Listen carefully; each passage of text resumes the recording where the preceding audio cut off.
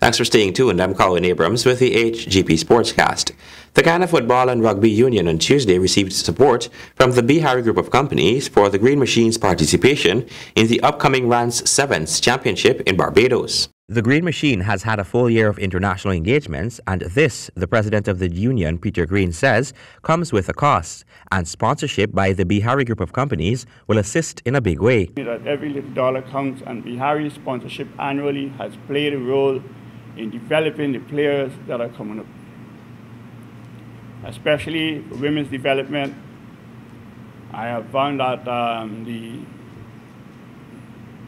persons in charge of Bihari have given me a sort of private mandate that they would very much like to see the women's teams coming up. The team suffered some big disappointments coming home from the recently held CAC Games and America Rugby Challenge Series, and will not let the past disappoint them as they forge ahead to Barbados for the RAN 7 tournament. What we're doing now is we're not being discouraged, but we are also sending another team, albeit balanced, because we have veterans and we have some exciting players. And the advantage on their side would be that now they wouldn't have to play the high altitude. So I expect a much better improved performance than what they had in Mexico last year.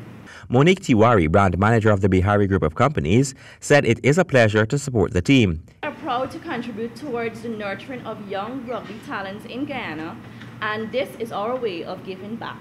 Edward B. Bihari and Company Limited wishes the team success in the upcoming Caribbean Championship tournament in Barbados. There were some calls that the union should update its team with new players, but head coach of the team says he doesn't believe this would be the answer. There's a number of cry in the arena that it's time you change the team, or time you bring new blood. But if you check the last team we had in Mexico, we had some new faces in Osei McKenzie, Lance Adonis, Jamal Angus, and them. They're youngsters. And this time around, we wanted to add 2 more. But our trip to Colombia last month, we suffered 2 injuries in Godfrey Brooms and a newfound Selwyn Henry. And the pity they're not in the final 12 heading on to Barbados.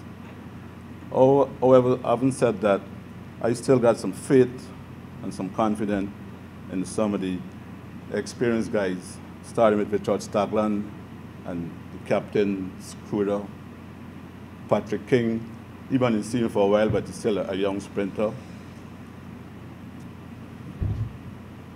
Ronald Mears. The teams heading to Barbados for the tournament has not been announced as yet.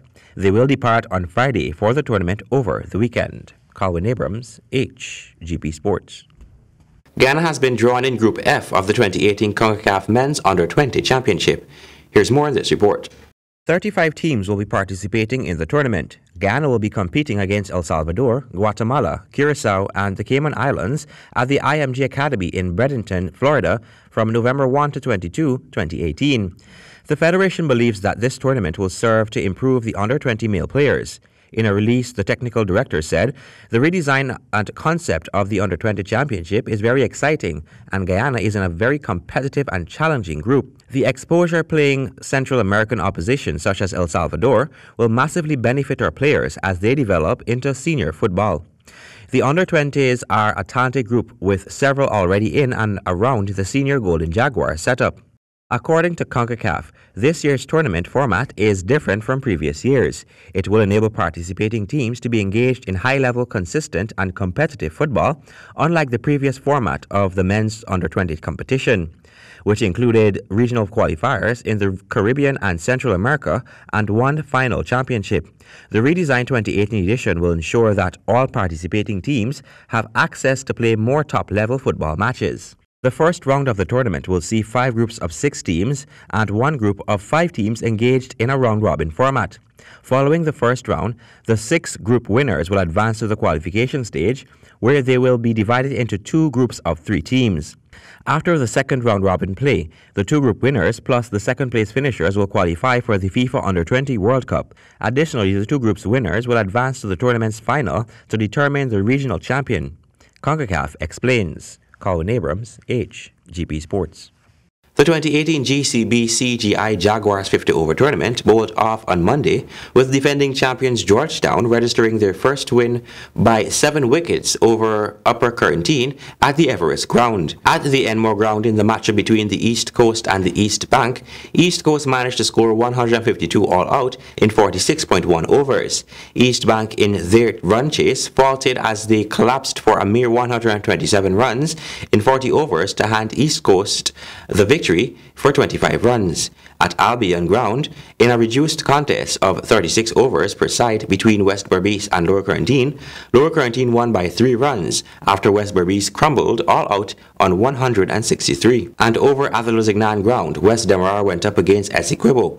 Essequibo posted the biggest target of the day with 217 all out in 48.5 overs. In West Demerara's reply to the target, all the batsmen were back in the pavilion in the 39th over as they managed 127 to give Essequibo the victory by 90 runs. And finally, even with 25-year-old Guyanese Shemaine Campbell's resilient 46 runs, the Windies women fell short by 40 runs in the first ODI on Sunday at the Kensington Oval in Barbados. Stanford Howard has the details. Stephanie Taylor, West Indies women's skipper, won the toss and decided to have a bowl at the South Africans.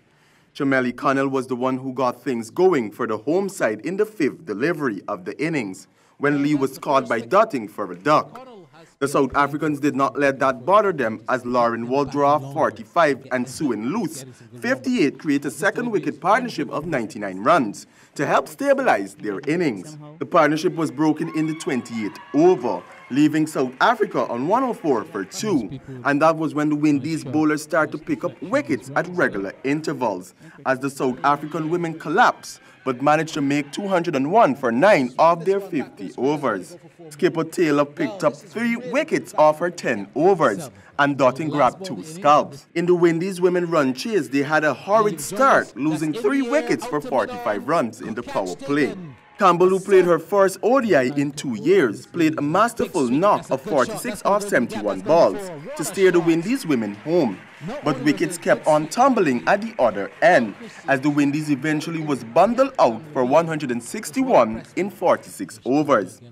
The second ODI is on Wednesday, the 19th of September at the Kensington Oval. Reporting for the HGP Sportscast, I am Stanford Howard. Thank you, Stanford. And that is the end of our Sportscast for today. Remember, if your dream is big enough, the facts don't matter. Goodbye.